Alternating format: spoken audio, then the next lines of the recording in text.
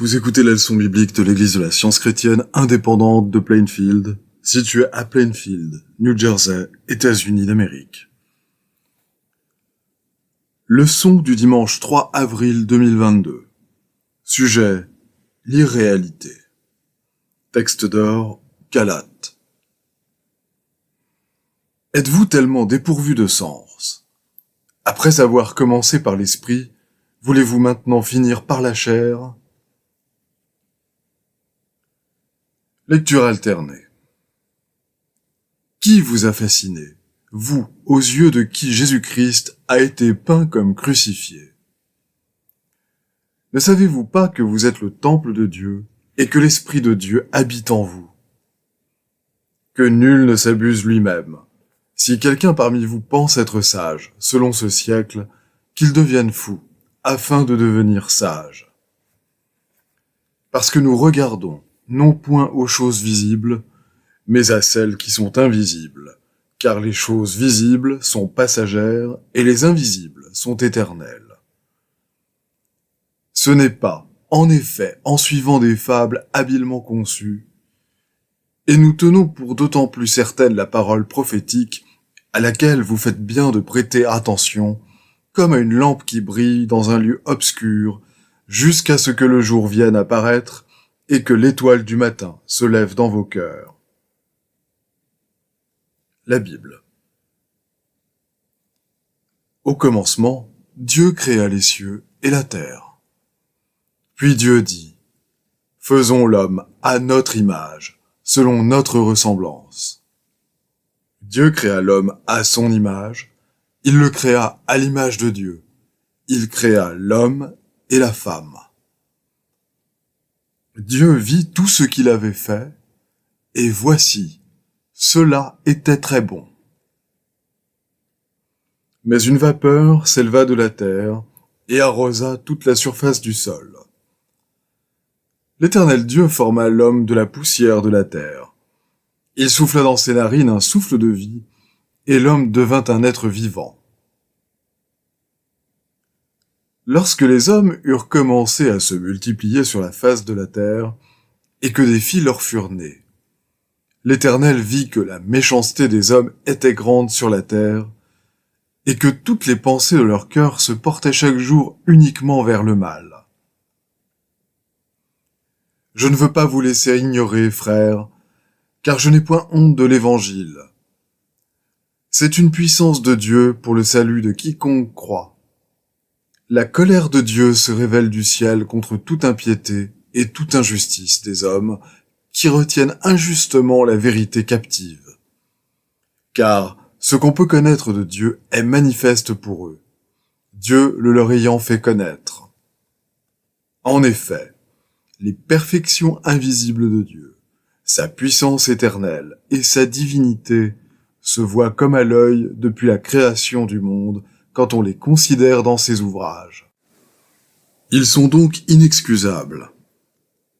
Puisqu'ayant connu Dieu, ils ne l'ont point glorifié comme Dieu, et ne lui ont point rendu grâce.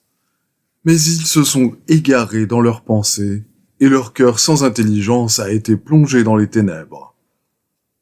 Se vantant d'être sages, ils sont devenus fous, et ils ont changé la gloire du Dieu incorruptible en image représentant l'homme corruptible, des oiseaux, des quadrupèdes et des reptiles.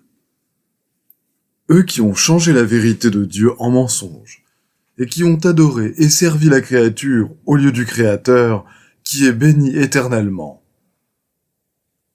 Que ce que vous avez entendu dès le commencement demeure en vous. Si ce que vous avez entendu dès le commencement demeure en vous, vous demeurerez aussi dans le Fils et dans le Père. Je vous ai écrit ces choses au sujet de ceux qui vous égarent. Pour vous, l'onction que vous avez reçue de lui demeure en vous, et vous n'avez pas besoin qu'on vous enseigne. Mais comme son onction vous enseigne toute chose, et qu'elle est véritable, et qu'elle n'est point un mensonge, demeurez en lui selon les enseignements qu'elle vous a donnés.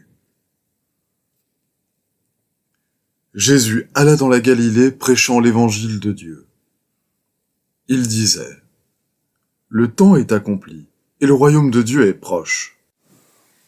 Repentez-vous et croyez à la bonne nouvelle. En sortant de la synagogue, ils se rendirent avec Jacques et Jean à la maison de Simon et d'André. La belle-mère de Simon était couchée, ayant la fièvre, et aussitôt on parla d'elle à Jésus. S'étant approché, il la fit lever en lui prenant la main, et à l'instant, la fièvre la quitta, puis elle les servit. Le soir, après le coucher du soleil, on lui amena tous les malades et les démoniaques. Et il alla prêcher dans les synagogues par toute la Galilée, et il chassa les démons. Un lépreux vint à lui, et se jetant à genoux, il lui dit d'un ton suppliant: « Si tu le veux, tu peux me rendre pur. » Jésus, ému de compassion, étendit la main, le toucha et dit: « Je le veux, sois pur. » Aussitôt, la lèpre le quitta, et il fut purifié. Et voici, du milieu de la foule, un homme s'écria: « Maître, je t'en prie, porte les regards sur mon fils, car c'est mon fils unique. » Un esprit le saisit, et aussitôt, il pousse des cris, et l'esprit l'agite avec violence, le fait écumer, et a de la peine à se retirer de lui après l'avoir tout brisé. J'ai prié tes disciples de le chasser, et ils n'ont pas pu. Race incrédule et perverse, répondit Jésus. Jusqu'à quand serai-je avec vous, et vous supporterai-je? Amène ici ton fils. Comme il approchait, le démon le jeta par terre et l'agita avec violence. Mais Jésus menaça l'esprit impur, guérit l'enfant et le rendit à son père.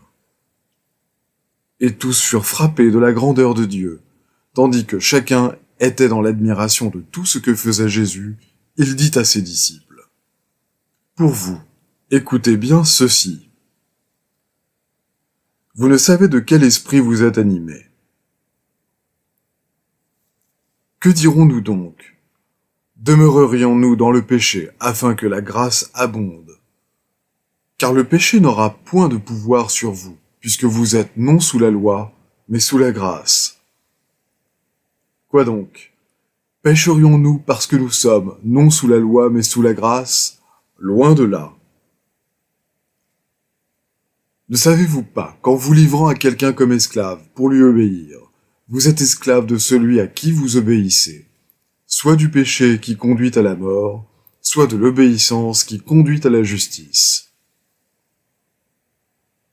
Marchez d'une manière digne de Dieu, qui vous appelle à son royaume et à sa gloire.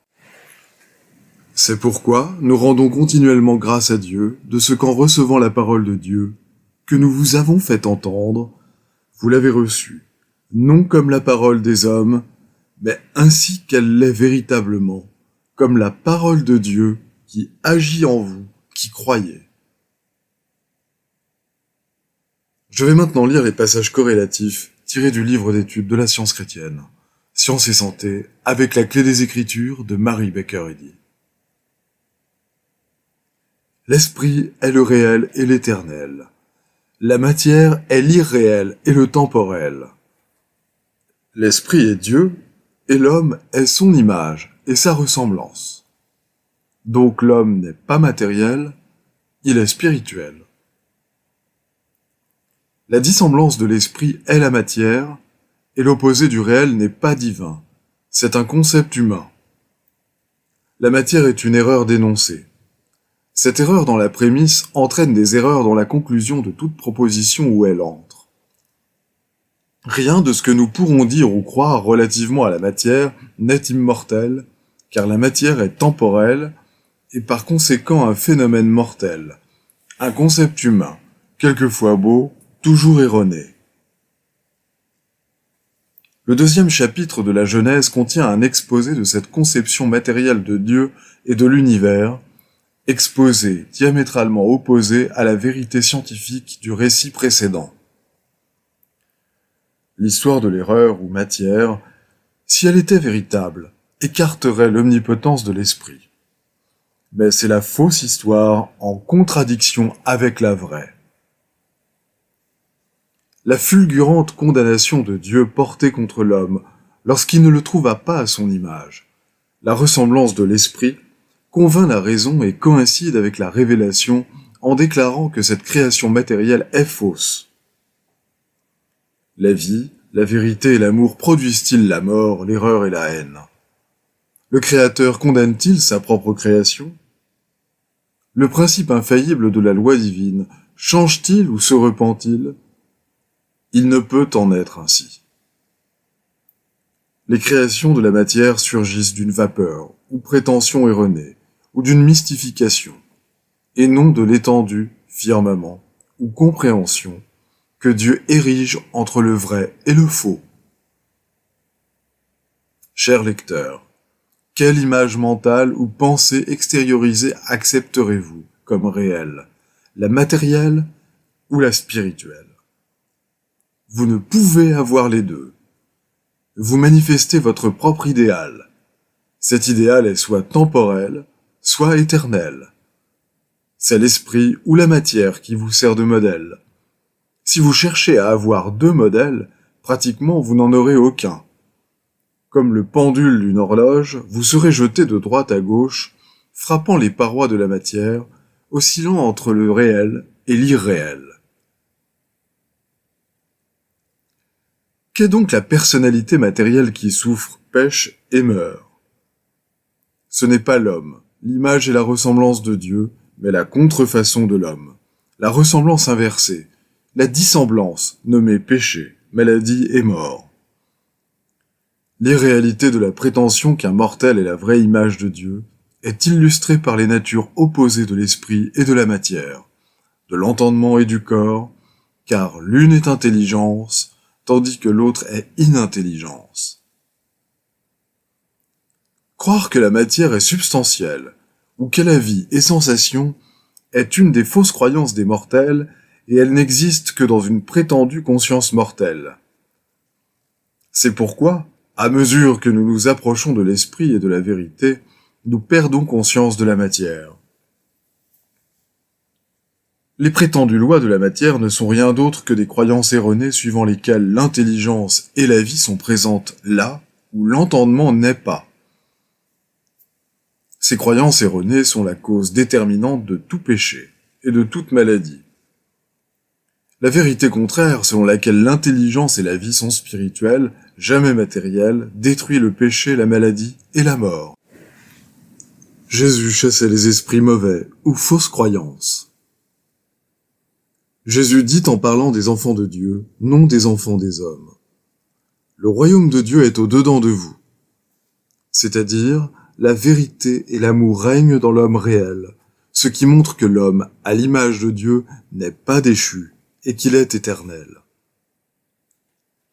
Jésus voyait dans la science l'homme parfait, qui lui apparaissait là où l'homme mortel pécheur apparaît au mortel. En cet homme parfait, le Sauveur voyait la ressemblance même de Dieu, et cette vue correcte de l'homme guérissait les malades. Ainsi Jésus enseignait que le royaume de Dieu est intact, universel, et que l'homme est pur et saint. L'homme n'est pas une habitation matérielle pour l'âme. Il est lui-même spirituel. L'âme, étant esprit, ne se trouve en rien d'imparfait ou de matériel. La vérité concernant l'erreur est que l'erreur n'est pas vraie, donc elle est irréelle. Pour prouver scientifiquement que le péché est une erreur ou qu'il est irréel, il faut d'abord voir ce que le péché prétend être, et ensuite le détruire. Tandis que pour prouver scientifiquement que la maladie est une erreur ou qu'elle est irréelle, il faut mentalement dévoir la maladie, alors vous ne la ressentez pas, et elle est détruite.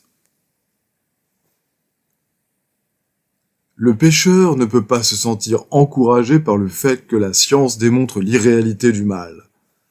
Car le pécheur ferait une réalité du péché, rendrait réel ce qui est irréel, et amasserait ainsi la colère pour le jour de la colère.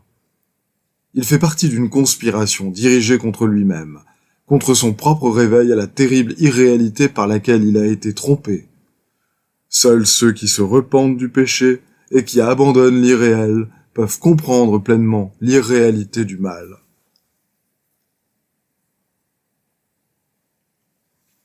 Enveloppés dans la brume de l'erreur de croire que la matière peut être intelligente pour faire le bien ou le mal, nous ne pouvons avoir de clairs aperçus de Dieu que lorsque la brume se disperse, ou qu'elle devient si légère que nous apercevons l'image divine dans quelques paroles ou actions qui indiquent l'idée vraie, la suprématie et la réalité du bien, le néant et l'irréalité du mal. Même l'espoir de nous affranchir de l'esclavage de la maladie et du péché ne renferme que peu d'inspiration pour nous pousser à combattre courageusement les croyances funestes que l'erreur est aussi réelle que la vérité, que le mal a un pouvoir sinon supérieur à celui du bien, et que la discordance est aussi normale que l'harmonie. Quand nous parvenons à avoir plus de foi dans la vérité de l'être que dans l'erreur, plus de foi en l'esprit qu'en la matière, plus de foi dans le fait de vivre que dans celui de mourir, plus de foi en Dieu qu'en l'homme, alors aucune supposition matérielle ne peut nous empêcher de guérir les malades et de détruire l'erreur.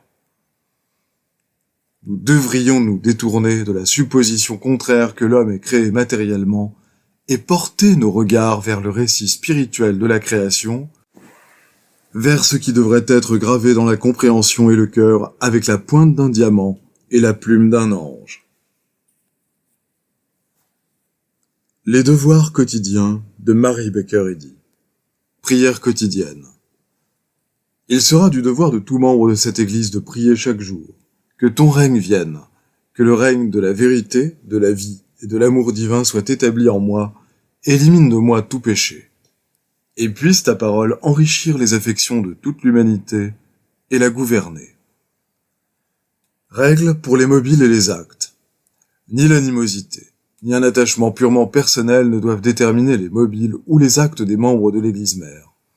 Dans la science, l'amour divin seul gouverne l'homme, et un scientiste chrétien reflète les douces aménités de l'amour en réprouvant le péché et en manifestant un véritable esprit de fraternité, de charité et de pardon.